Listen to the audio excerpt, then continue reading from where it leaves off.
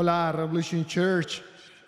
Quiero saludar a todos los campus y reconocer que dependiendo de dónde se encuentren, hoy es el Día del Padre o la semana pasada fue el Día del Padre y podemos decir feliz Día del Padre a todos los padres en la sala y podemos decir feliz Día del Padre al que es nuestro Padre perfecto, nuestro Padre en el cielo. Feliz Día del Padre para ti. Quiero dirigirme específicamente a los hombres de la casa hoy. Creo que encontrarán que la mayor parte de este mensaje es muy relevante para todos nosotros como seres humanos. Pero ciertamente el Señor ha estado quemando mi corazón últimamente con algunas de las cosas particulares a las que se enfrentan tanto hombres como mujeres. Pero para este mensaje hoy, específicamente en lo que se relaciona a los hombres, no fue hace mucho tiempo que escuché al Señor decir que la mayoría de los hombres están deprimidos.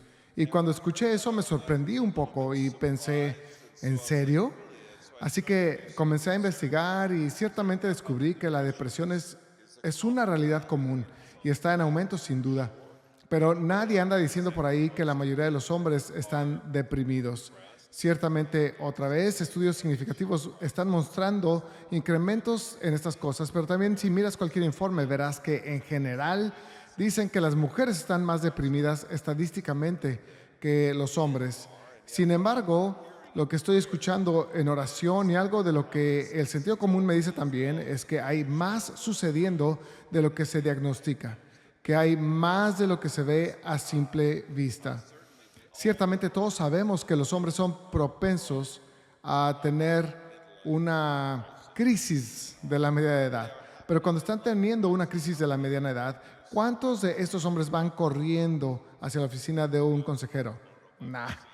No sé si alguna vez he visto a uno hacerlo. ¿A dónde van? Corren a la tienda de autos, corren a la tienda de suplementos nutricionales, corren hacia otra persona y corren hacia algún pasatiempo.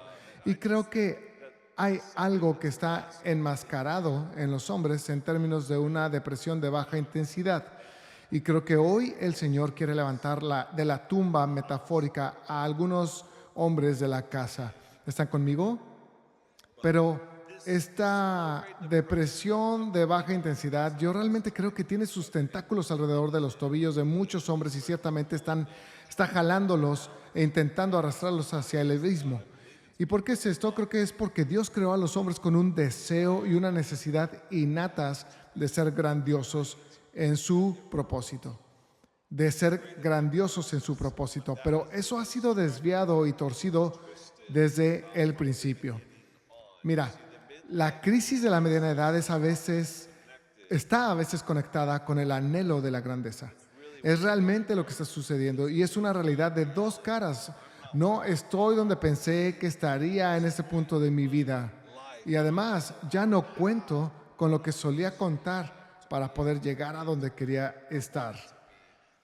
Y así, todo eso se une y es realmente como una crisis del pasado, del presente y del futuro que está sucediendo todo junto al mismo tiempo porque incluye no estoy donde quería estar, que es el presente, y no tengo lo que solía tener, que es el pasado, para llegar a donde quería estar, que es el futuro. Y entonces se siente más lejano que nunca cuando no estás ni a la mitad del camino hacia donde querías estar, pero sabes que estás a la mitad de los años que te quedan en la tierra. Y además de eso, simplemente no tienes la energía que solías tener para poder llegar allí. Lo que ves son hombres luchando contra todo esto y se manifiesta de diferentes maneras. Pero hay una cantidad masiva de depresión en hombres típicamente entre los 40 y 60 años de edad y mi oración para hoy es que los hombres en la casa puedan ser libres de falsas definiciones de propósito y falsas definiciones de grandeza que los dejan completamente vacíos y los hacen sentir unos fracasados. Todo mientras se dan cuenta, al mismo tiempo, de que hay un lugar en el equipo para ellos, un campeonato eterno y un trofeo de Super Bowl eterno cuyo rugido de victoria nunca termina y cuya danza de celebración en la zona de anotación continúa por toda la eternidad, cuyo ritmo resuena en el infierno. ¿Hay alguien conmigo?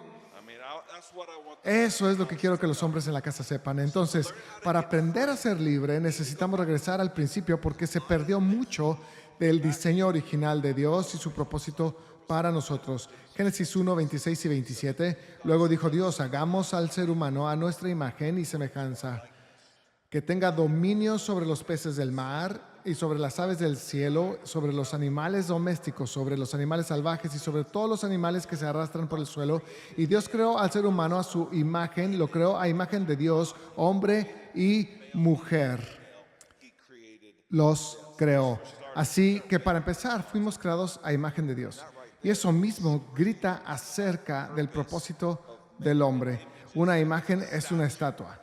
Cuando había imágenes talladas dentro de otros templos a falsos dioses y ese tipo de cosas, esas eran todas este tipo de cosas, eran estatuas. Ahora, Dios prohíbe el uso de imágenes talladas en su adoración, pero en cambio, Él dice que fuimos creados a su imagen.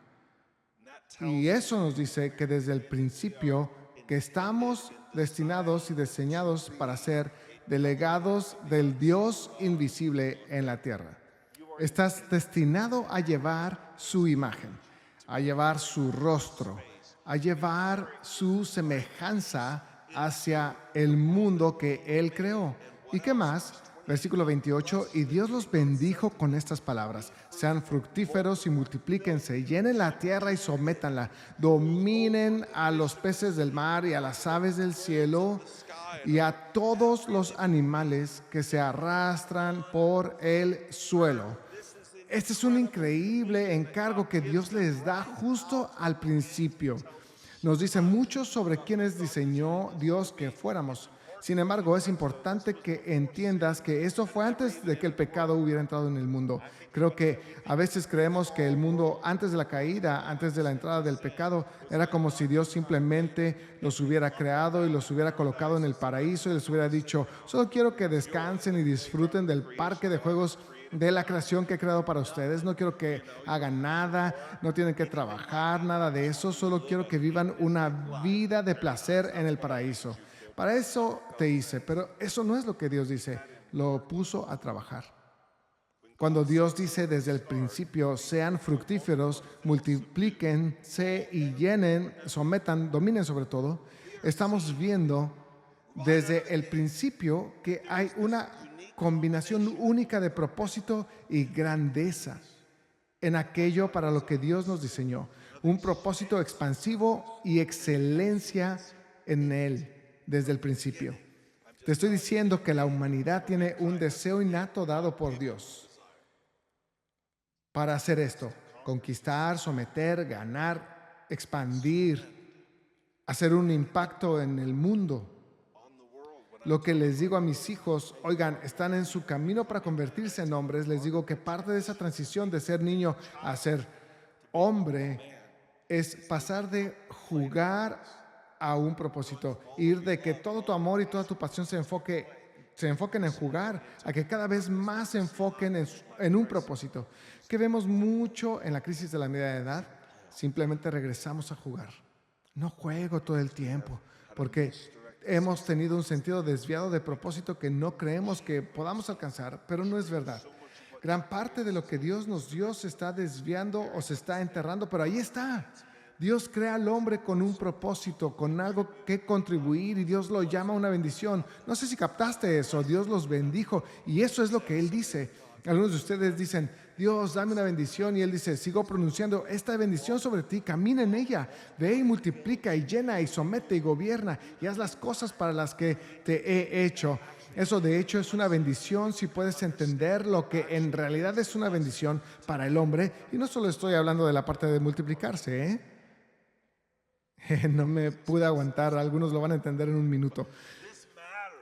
Esto importa, e importa porque la falta de propósito y la falta de sentido van de la mano. Y siempre que creas que no tienes propósito, rápidamente vas a caer en la falta de sentido. Por eso la depresión y estas cosas van juntas tan frecuentemente. Así que hay propósito en esta bendición, también hay grandeza en la bendición. llenen la tierra. O sea, no fue llenen estas 5 hectáreas. No, dijo, llenen la tierra, sométanla, dominen sobre ella toda ella.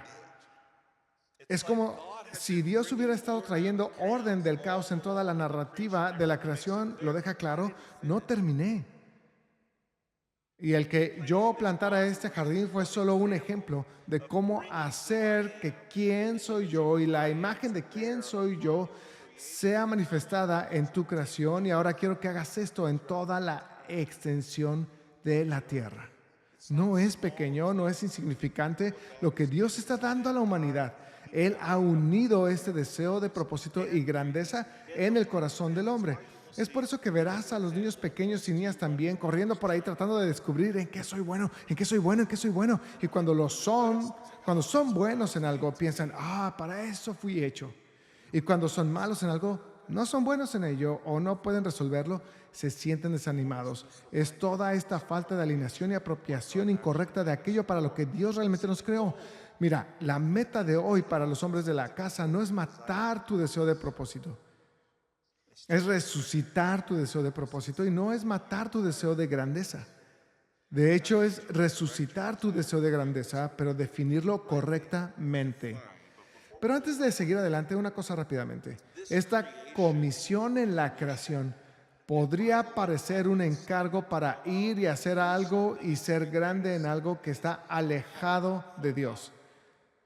Creo que las personas leen esto y piensan, bueno, como que se siente un poco diferente al resto de las escrituras, pero en realidad no lo es. Dios no está diciendo, quiero que todos ustedes corran por ahí y hagan lo que quieran porque quiero llenar la tierra y quiero que ustedes la gobiernen como una raza gigante de dictadores megalómanos. Eso no es lo que Dios está diciendo en el mandato de la creación. De hecho, la palabra para someter viene de la palabra hebrea kabash.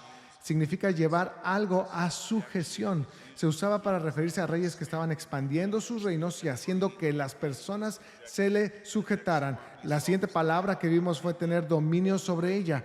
Eso es algo que vemos a lo largo de las escrituras, pero nunca se usa de manera positiva respecto al hombre poniendo su propio dominio sobre el mundo. Siempre se usa respecto al dominio de Dios, el reino de Dios llenando la tierra. Dios no estaba diciendo, quiero que derroquen mi dominio sobre la tierra. Dios no estaba diciendo, descarta mi dominio sobre la creación.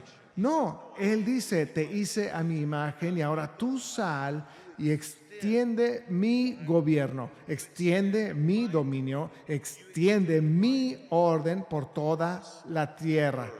Así que de eso se trataba, era acerca de extenderlo. Los portadores de su imagen portando su reino y su gobierno, mientras caminan con la autoridad que Él les confió.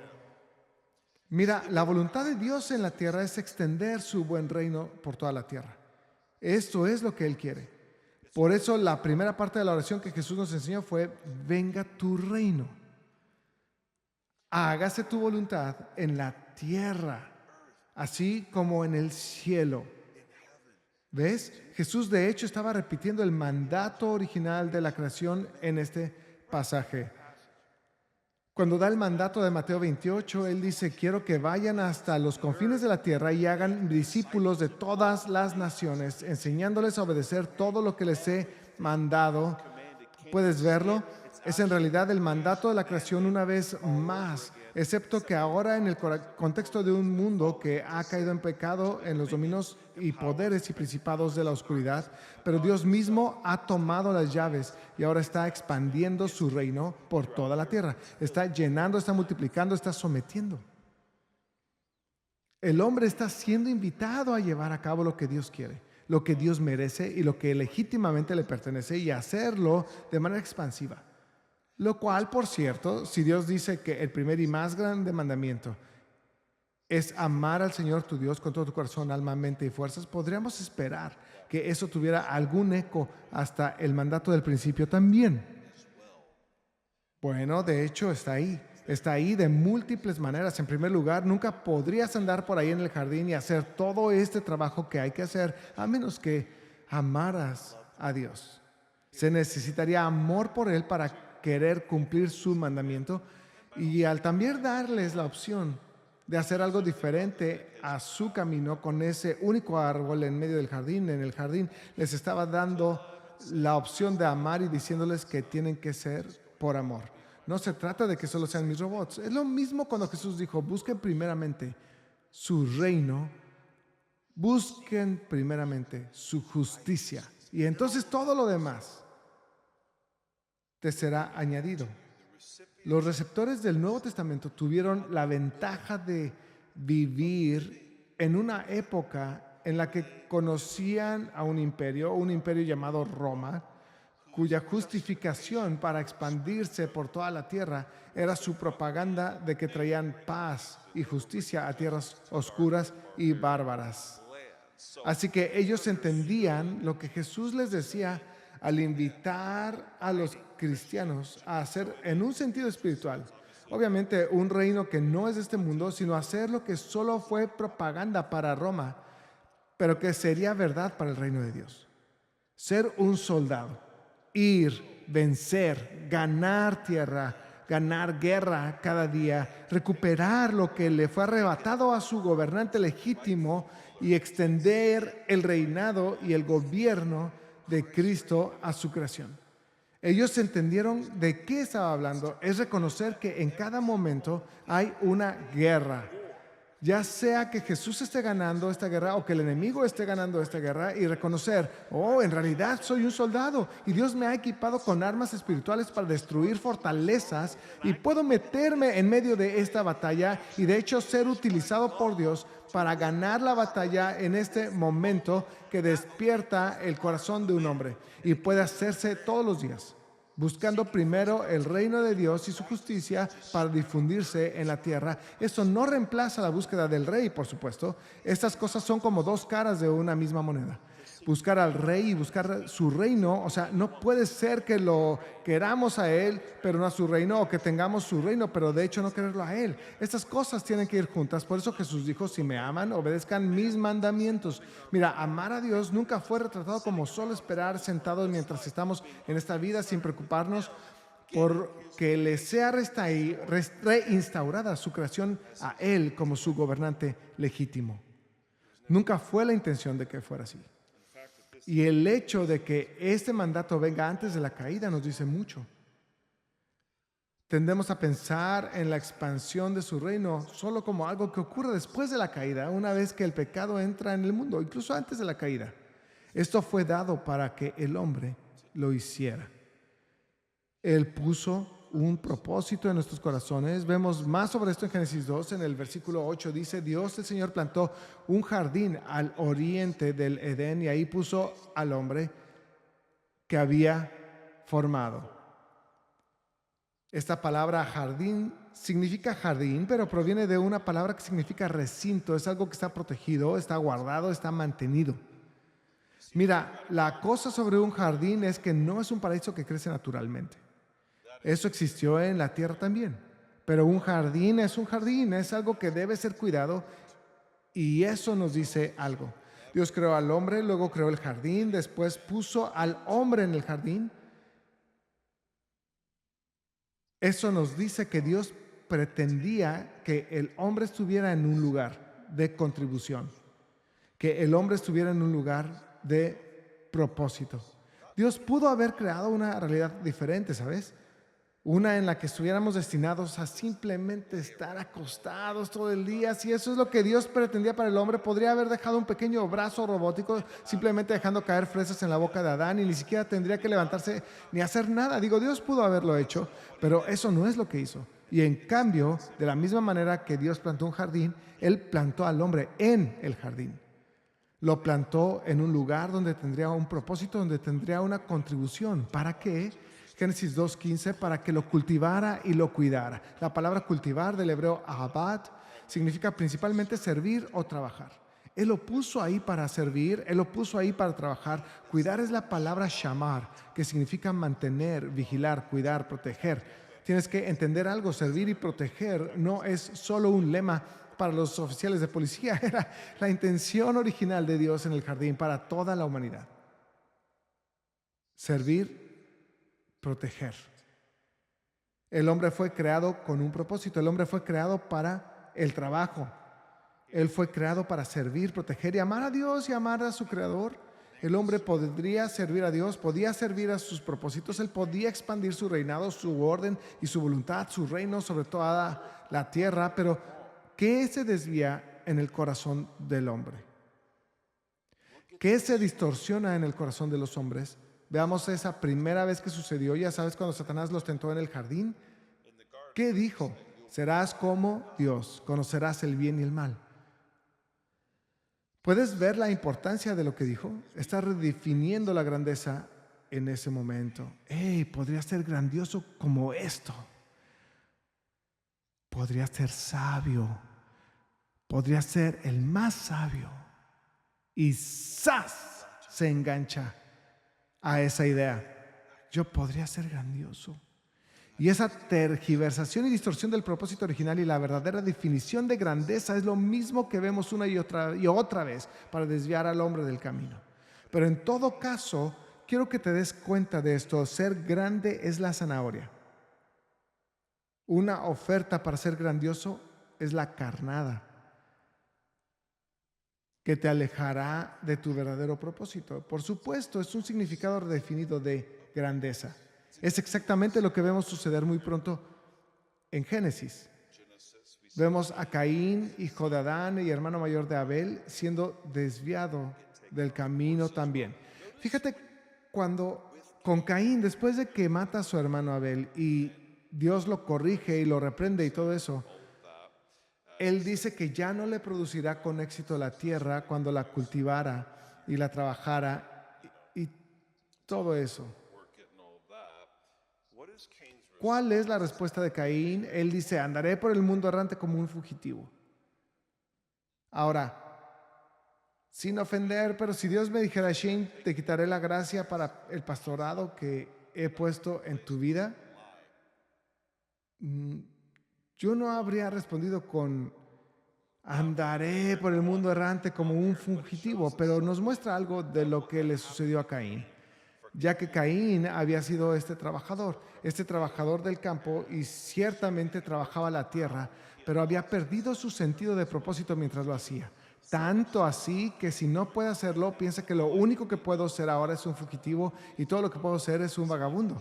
Así que quiero que notes cómo con la caída el trabajo se tuerce y se distorsiona en el corazón del hombre de tal manera que en realidad nos aleja de la verdadera grandeza y la búsqueda de la grandeza. En realidad nos aleja del verdadero propósito mientras perseguimos propósito con Caín y Abel. Hay mucho pasando aquí que nos da una idea de lo que está ocurriendo en el corazón del hombre, que nos ayuda a comprender el deseo del hombre con propósito y grandeza y cómo se desvía. Quiero que nos adentremos un poco más en esto. Regresemos a Génesis 4, versículo 2. Dice, Abel se dedicó a pastorear ovejas, mientras que Caín se dedicó a trabajar la tierra. Ahora, al llamar a Abel el pastor o cuidador de los rebaños, creo que muchas cosas pueden venir a nuestra mente. Cuando dice pastorear ahí, tal vez sea una exageración. No es la misma palabra para guardián. Es una palabra que realmente significa apacentarlas o pastorearlas, ¿ok? Esto sería más parecido a David cuando Dios le dijo a David, te saqué de detrás de las ovejas. No dijo, estabas liderando las ovejas. Dijo, te saqué de detrás de las ovejas para ser el líder sobre mi pueblo. Este es más el cuadro de lo que tenemos a Abel haciendo. O sea, él está siguiendo por allá las ovejas mientras van por el campo y están comiendo, pero dice que Caín es un labrador de la tierra. Literalmente la palabra para trabajar, servir aquí es, él está labrando, trabajando la tierra, él está sirviendo, ¿ok? Debes entender que Abel no está dirigiendo una gran carnicería estilo Texas aquí. Eso no es lo que está sucediendo. Dios ni siquiera les había dado permiso para empezar a comer animales todavía. Eso no sucedió hasta después del diluvio en Génesis 9:3. Su alimento sigue proviniendo de la tierra. De hecho, si lees la maldición que vino después de la caída en Génesis 3, está muy claro. Siguen comiendo la comida que es producida por la tierra, aunque ahora con el sudor de su frente y teniendo que luchar contra espinos y cardos y todo este tipo de cosas. Así que con eso en mente, considera que cuando Dios rechazó la ofrenda de Caín, de grano, pero aceptó la ofrenda de Abel, del rebaño, bueno, ¿qué leemos en Génesis 4:5? Dice que Caín se enojó mucho. Y esto dice mucho porque la ira siempre es una respuesta a la injusticia. Injusticia percibida o injusticia real. Entonces, ahora sabemos que Caín cree que Dios lo ha agraviado, que aceptó la ofrenda de Abel, pero rechazó su ofrenda. Lo que nos dice que Caín lo ve de cierta manera.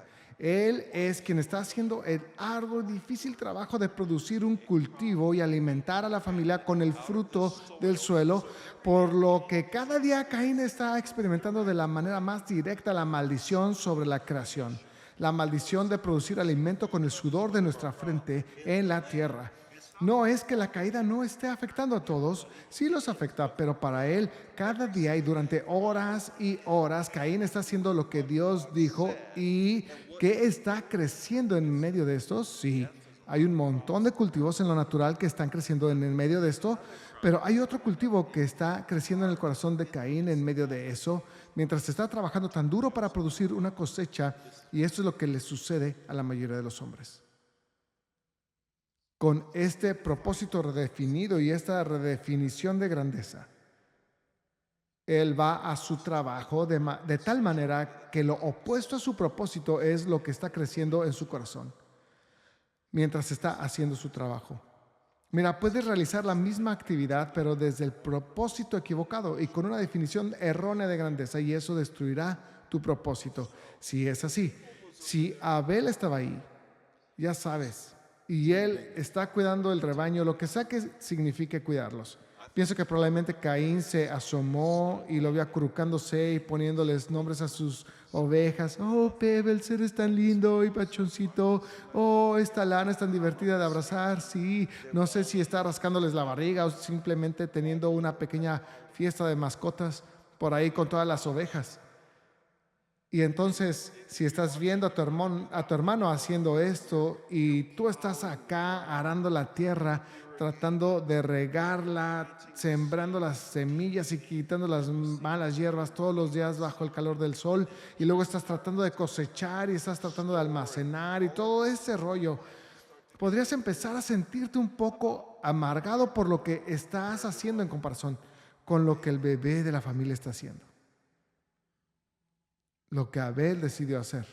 Si alguna vez has trabajado la tierra a mano, o sea, si alguna vez has tenido una pala en la mano por más de 5 minutos, un rastrillo, una azada, algo para trabajar el suelo, y todos estaban a tu alrededor, otros estaban a tu alrededor y estaban haciendo algo distinto a lo que estabas haciendo, te habrás vuelto sumamente consciente. Mi trabajo es más difícil que su trabajo. Y seamos honestos, era cierto. Y así, con todo ese contexto ahora, Dios no acepta su ofrenda del grano que salió de eso. Pero Abel lleva uno de sus corderitos bebés y Dios lo acepta. Y ahora Caín está enojado. Está enojado. Ahora el texto nos dice la importancia del por qué, porque dice que Abel trajo de los primogénitos del rebaño, lo que significa que fue dado primero y fue dado por fe antes que tuviera a las demás. Abel hizo eso. Caín, en cambio, dio después de un tiempo.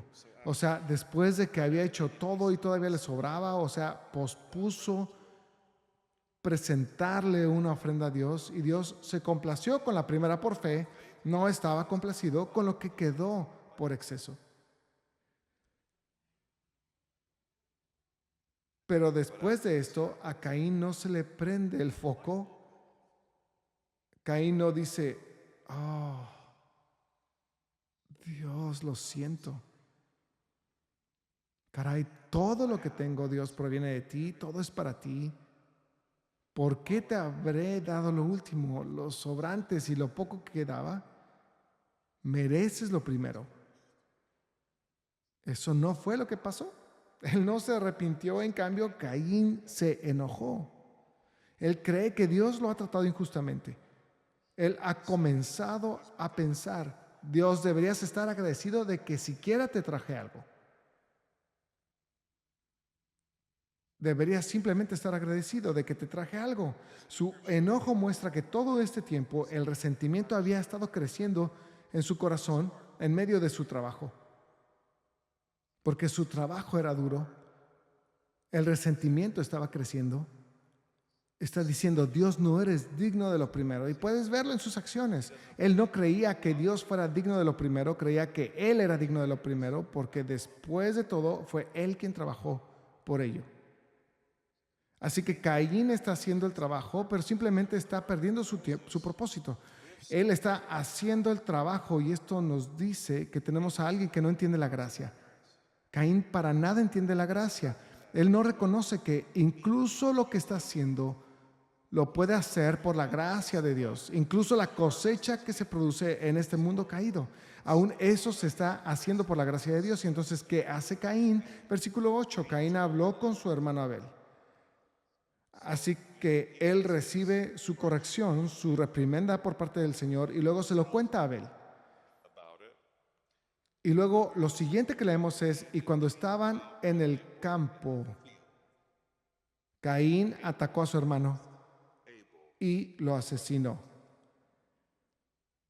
¿Te habías dado cuenta de que estaban en el campo? Ahora, este es explícitamente una palabra para un campo cultivado. Esto no es una palabra para un campo cualquiera en el bosque. Eso es significativo, porque Abel no tenía un campo, pero fue asesinado en el campo. Abel no había cultivado un campo, Caín era el que tenía campos. ¿Entiendes lo que nos está diciendo aquí? Él le cuenta a su hermano,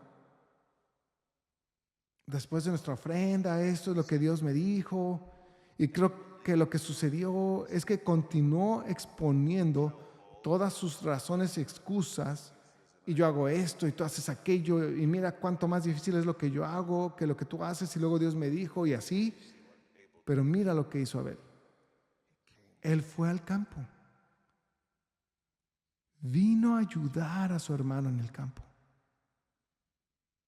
y en ese momento su hermano lo mató en este campo.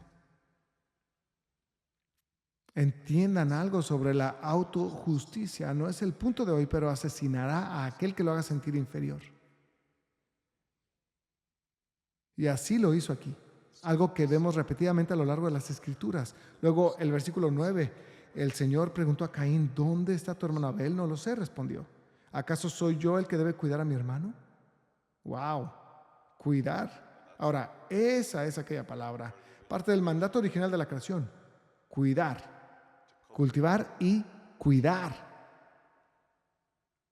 Esto es importante porque anteriormente en Génesis nos brincamos este verso, pero Dios tuvo que decirle a Caín, debes dominar sobre el pecado.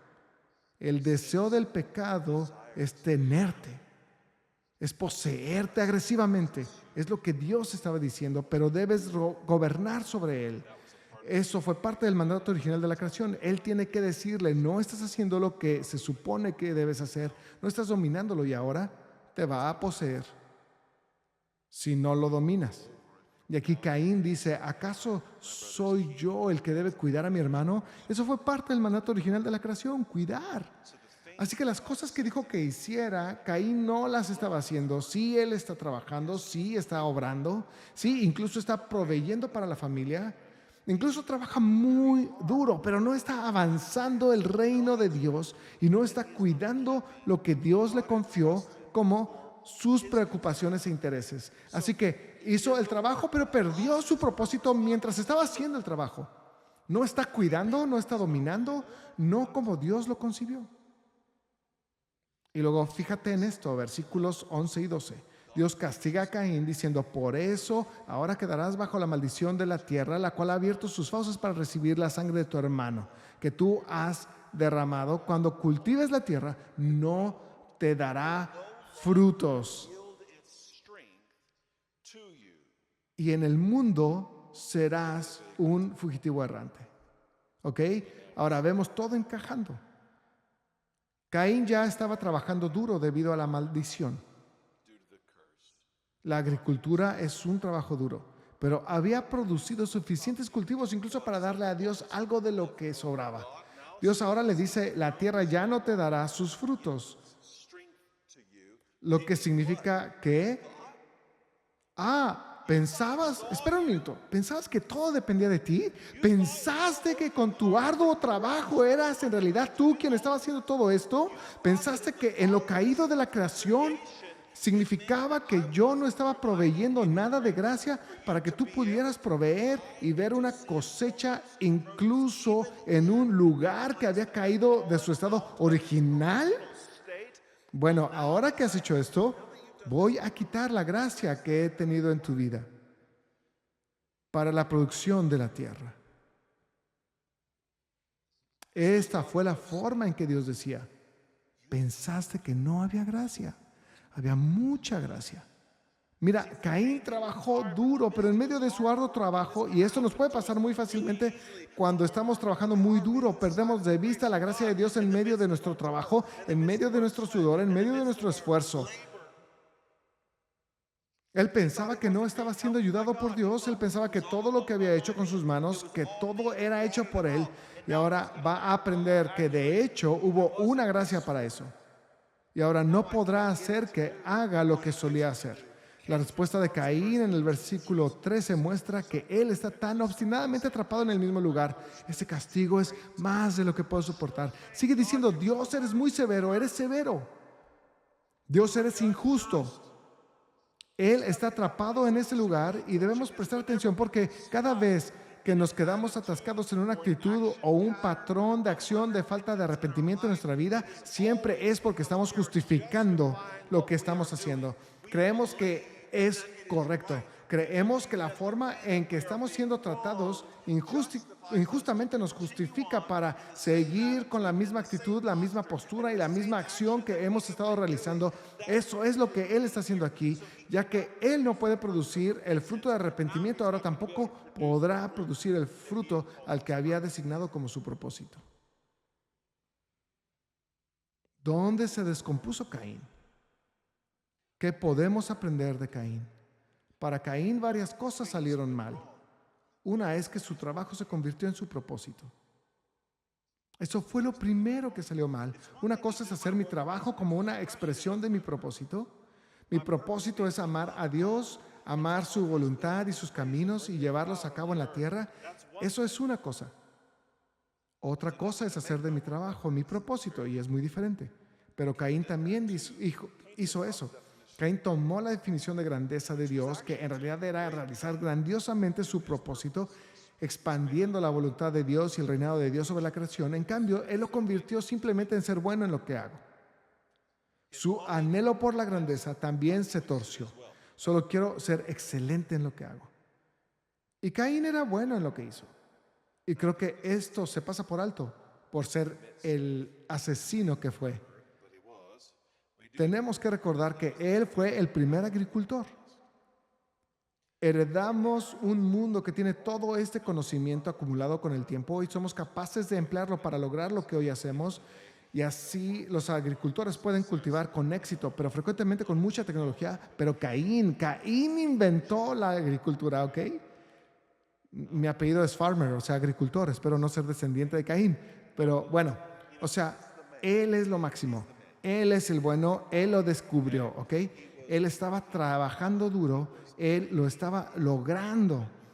Tienes que entender que para poder ser tan exitoso como agricultor en la tierra, en el principio, él es el primero. Saber cómo plantar cosas, dónde plantarlas y qué hacer para tener una cosecha exitosa. O sea, Dios tuvo que haberle dado una gracia enorme para esto en su vida para poder tener tanto éxito en lo que estaba haciendo.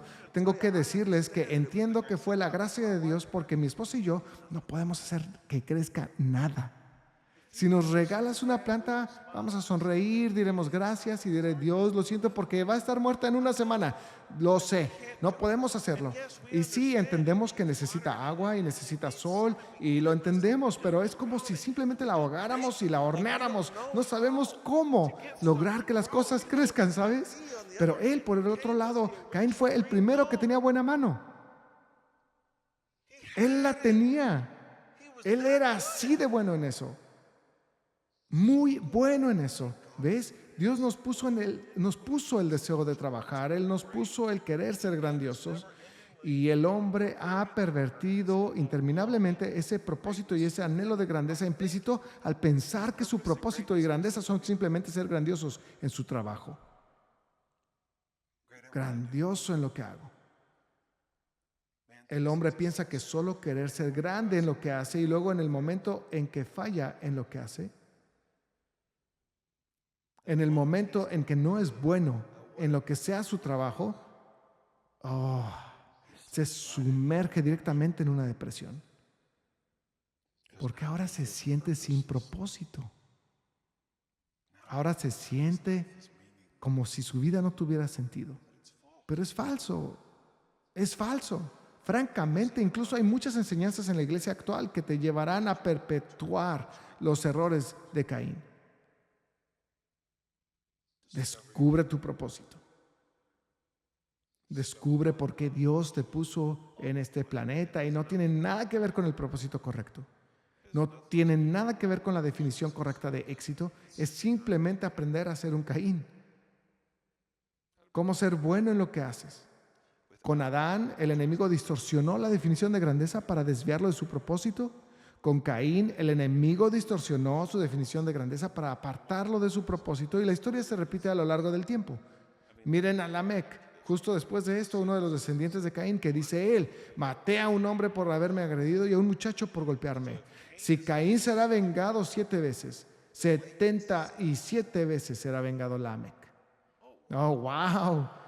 ¿Qué redefinición de grandeza ha adoptado Lamec? Su idea de grandeza es quiero ser temido más que Caín, porque todo el mundo sabía que Caín seguía vivo. Dios marcó a Caín y lo vengará 7 veces si alguien le pone una mano encima. Bueno, quiero que el mundo sepa que será 77 veces si me tocan. Esa es su definición de grandeza. Desde ese lugar de grandeza redefinida, él obviamente vivió un propósito redefinido y falló en ser grandioso en su propósito real. ¿Qué hay de Babel? Lo mismo. El hombre deseando ser grandioso.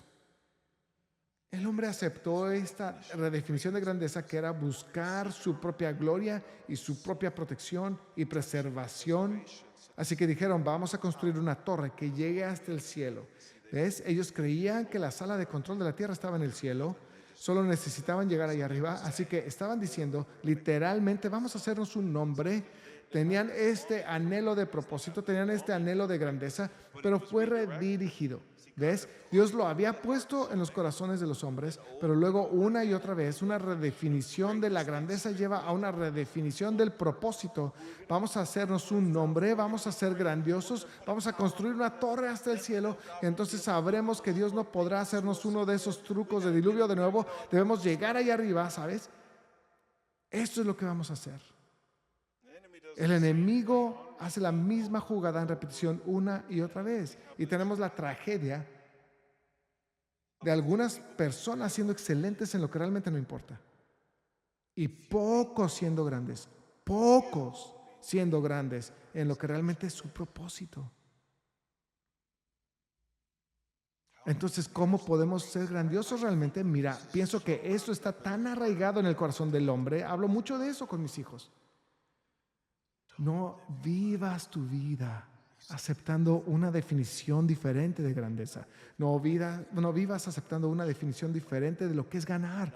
No te apegues a que alguien más te diga para qué fuiste hecho. Probablemente sea el diablo diciéndotelo. Déjame decirte, el propósito que Dios creó para el hombre y lo que significa ser grandioso, porque algún día te presentarás ante Él y lo único que importa de verdad es lo que Dios dice que es grandioso. Todo lo que realmente importa es lo que Dios dice que es exitoso. Todo lo que realmente importa es lo que Dios dice que es una victoria. Todo lo que realmente importa es que Él diga, bien hecho, siervo bueno y fiel. Te confié todo esto con el propósito de avanzar en mi reino y mi dominio sobre la tierra, hecho por amor a mí, y lo tomaste y fuiste fiel con ello. Eso es todo lo que importa. Así que no necesitas tener un nivel de habilidad específico para poder hacer esto. No necesitas tener cierto nivel de habilidad para poder hacer esto. No tienes que ser el mejor del mundo en alguna cosa en particular. Pero sí existe algo llamado grandeza en el reino de Dios. ¿Sabes qué es? Y entonces comienzo a hablarles sobre lo que significa ser grande en las cosas de Dios. Algo que todos podemos hacer sin importar nuestro coeficiente intelectual o nuestra inteligencia emocional, nuestras entradas de cabello o la falta de ellas.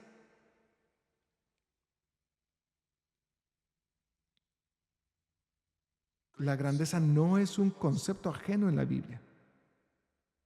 La grandeza no es un valor antibíblico. De hecho, tanto está en el corazón de Dios el que lleguemos ahí que Él nos dice, si quieres ser grande, aquí está lo que debes hacer. Mateo 5:19. Jesús dijo, todo el que infrinja uno solo de estos mandamientos, por pequeño que sea, y enseña a otros a hacer lo mismo, será considerado el más pequeño en el reino de los cielos. Pero el que los practique y enseñe será considerado grande en el reino de los cielos. Oh, ¿quieres ser grande? Dios dice, ok, aquí está cómo hacerlo. Somete las cosas a mi autoridad. Sujétate personalmente a mi autoridad, llevando a cabo el reino de Dios en ti mismo, en tu propia vida, pero enseña a otros a hacer lo mismo. Estás haciendo avanzar mi reino al ayudar a las personas a entender que Él es Dios, Él es Señor, me someteré a Él, a sus caminos, a su voluntad en la tierra, como es en el cielo. Puedes ser grande en el reino de Dios. ¿Qué más? Mateo 20. El que quiera hacerse grande entre ustedes deberá ser su servidor. Jesús estaba dejando claro que ser grande no es ser como Napoleón y simplemente conquistar a todos y todo lo que está en tu camino. La manera en la que mi reino avanza es en realidad sirviendo. Es un camino humilde hacia adelante. Muy similar a Mateo 18:4. Por tanto, el que se humilla como este niño será el más grande en el reino de los cielos. Por supuesto, en contexto, Jesús estaba rodeado de dudas, incredulidad y desconfianza, pero los niños creían. Una parte importante de la humildad, hermanos, esto es muy importante, aquí hay libertad, una gran parte de la humildad a la cual Dios le da gracia, es no depender de tu propio entendimiento, sino creer lo que Dios dice más que en lo que ves. Tienes que entender que en el momento en el que te dependes de tu propio entendimiento, y los varones tienen la mala costumbre de hacer eso, todas las mujeres están diciendo, sí, lo hacen. Mira, el enemigo puede simplemente llegar y jalar eso en lo que estás parado. Y los hombres son tan sacudidos cuando las cosas en las que se apoyan les son quitadas de debajo de ellos. Pero si en lo que te estás apoyando es en lo que Dios dice y tu confianza está en lo que Él dice, no importa cuando lo que ves se retira, no serás sacudido porque su palabra nunca es sacudida. Quien Él es nunca es sacudido.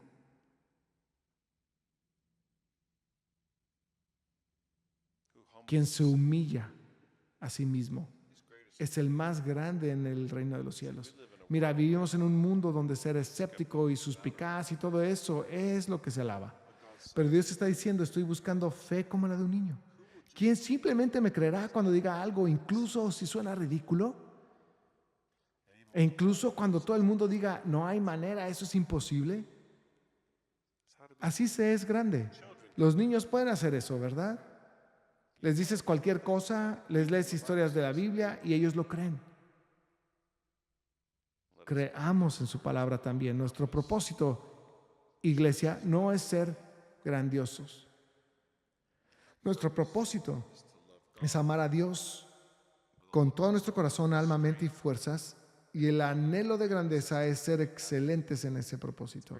Eso es muy importante. En Deuteronomio 11:1, ¿qué dijo Dios? Amén al Señor su Dios y cumplan siempre sus órdenes, estatutos, leyes y mandamientos. ¿Ves? Nuestro propósito es amar a Dios. Nuestro propósito no es ser grandioso, esto es muy importante. Nuestro propósito es amar a Dios. Nuestro propósito no es ser grandiosos, pero Él puso en nosotros el deseo de ser excelentes en nuestro propósito. No queremos ser aquellos que pasan por la vida haciendo la única cosa que se supone que debemos hacer y a la que se nos dio aliento para hacer y hacerlo de manera apática y hacerlo mal. Y mediocremente, si esa palabra existe. Ninguno de nosotros quiere terminar así. ¿Quién quiere inscribirse en una carrera y luego simplemente andar deambulando de tal manera que quede en último lugar y solo decir, "Ay, estoy feliz, solo estoy feliz de siquiera haber terminado"?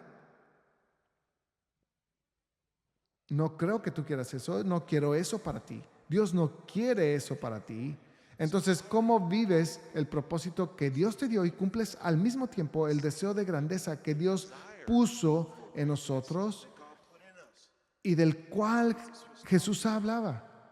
No se logra simplemente eligiendo una sola cosa de las actividades que conducen a la grandeza y persiguiéndola. Cuando ves un atleta, ¿has notado que trabajan en esta parte de su técnica y esta parte de su fuerza y luego en aquello y luego en aquello otro? Y saben que cada parte tiene que juntarse. ¿Y qué vemos a lo largo de todo el Nuevo Testamento? Agrega esto a esto, agrega esto a esto, agrega fe encima de esto, agrega perseverancia encima de eso, añade piedad encima de eso, agrega la amabilidad fraternal. Es como si te estuvieras armando a ti mismo para hacer grandes las cosas de Dios, grandes en el reino de Dios. Entonces, ¿cómo lo hacemos? Volvamos a Deuteronomio 11:1. Quiero que pongas atención a algo. Amen al Señor, su Dios, y cumplen siempre sus órdenes, estatutos, leyes y mandamientos. Siempre. Esto justo ahí es crucial. He escuchado a varias personas decir esto de diversas maneras, que esencialmente las personas exitosas hacen todos los días lo que otros hacen ocasionalmente. ¿Alguna vez has escuchado eso? ¿Algo como eso?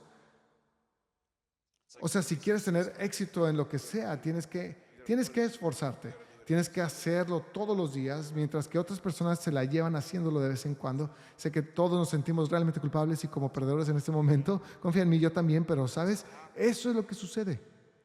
Y Dios, Él coloca esta palabra siempre. Todos los días. Ámame. Todos los días. Mis órdenes y estatutos y leyes y mandamientos, que son solo diferentes formas de decir la voluntad de Dios y sus caminos. No a veces, no intermitentemente, ni siquiera frecuentemente. Hazlo todos los días. Sé excelente en lo que te diseñé para hacer y para lo que te creé. En todos los días, en todo momento, en cada situación, sé grandioso en tu propósito de amar a Dios, buscando el que su voluntad y sus caminos sean establecidos. Haz eso y cumplirás tu propósito dado por Dios. Hazlo y lo cumplirás con grandeza y lo harás para su gloria. ¿Te das cuenta de que si estás en Cristo, nunca estás sin un propósito? Jamás. Nunca estás sin una oportunidad para cumplir ese propósito y hacerlo con grandeza. Nunca. Desde la caída, todos los días, cada día, hay una batalla que se está librando. El enemigo de Dios, él busca matar y él busca robar y él busca destruir lo que es de Dios y el bien que Dios hace. La guerra se está librando día a día y no descansa, ¿ok? La mira del enemigo está puesta en tus hijos. La mira del enemigo está en tus hijas. La mira del enemigo está en tu cónyuge. La mira del enemigo está en tu matrimonio. La mira del enemigo está en tus vecinos. Está en la generación que te rodea. Está sobre ti en todo momento, cada minuto del día. El enemigo está trabajando para robar, matar y destruir. Él no duerme. Quiere asegurarse de que almas se estén perdiendo por toda la eternidad. Que los matrimonios estén siendo devastados, que las familias estén siendo destruidas, que nuestra juventud esté siendo adicta a una vida de vacío e idolatría interminable. Él desea encadenar y esclavizar a las personas. a fortalezas con cadenas tan gruesas y tan antiguas que nunca podrían liberarse. Y Él está dispuesto a hacerlo todos los días, todo el día, todos los días. Él está en una guerra contra Dios y en tantos lugares. Él no tiene oposición. En tantos lugares Él simplemente lo está tomando y nadie está resistiéndole. ¿Dónde están los guerreros? ¿Dónde están los guerreros? ¿Dónde están aquellos que aman a Dios tanto que luchan en contra y dicen no, no en mi presencia? Llevo la imagen de Dios en esta tierra y estoy destinado a traer su reino y su gobierno y su reinado aquí. Y Él de hecho me llenó con el mismo espíritu que resucitó a Jesús de la tumba. Y no voy a quedarme de brazos cruzados solo viendo. No me voy a quedar de brazos cruzados y permitir que arrastres a toda una generación al infierno contigo. No, no, ahora no, hoy no va a pasar. ¿Puedo obtener un amén? ¿Alguien está despierto, iglesia? Hombres, quiero decirles algo, estás enlistado como soldado. Si estás en Cristo Jesús, has sido enlistado como soldado y en cada lugar que vayas, busca cumplir tu propósito grandemente. No mediocremente, grandemente. Busca amar a Dios donde estés, busca llevar a cabo su voluntad y sus caminos en ese lugar, en el trabajo. Tienes ese jefe que es condescendiente e irrespetuoso. ¿Qué vas a hacer? ¿Vas a dejar eso sin oposición? ¿O vas a intentar luchar con exactamente las mismas armas que el mundo usa? Usando tu mismo agresión, deshonra, condescendencia. ¿O enfrentarás un espíritu de falta de respeto con humildad? ¿Te enfrentarías a un espíritu de deshonra con honor?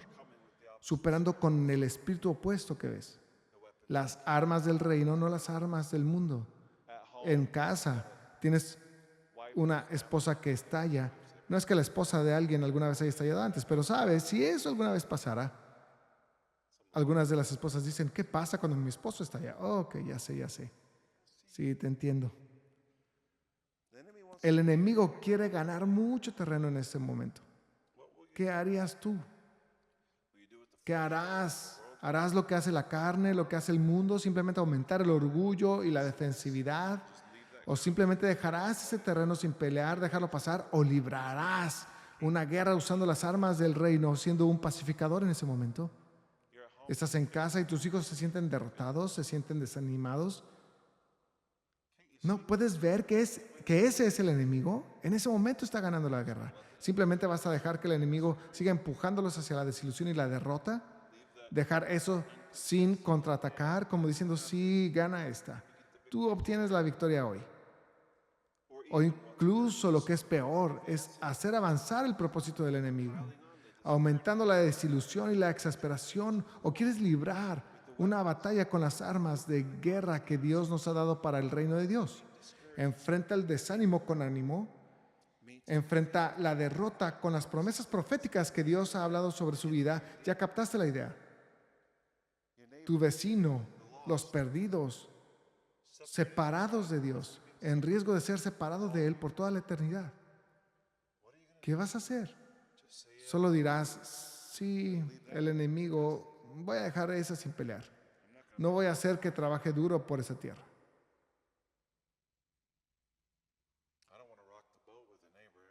No quiero meterme en problemas con un vecino y hacer las cosas incómodas. O te embarcarías en una guerra, primero en oración. Siempre gana con el ataque aéreo de la oración primero, iglesia, y luego con el evangelio.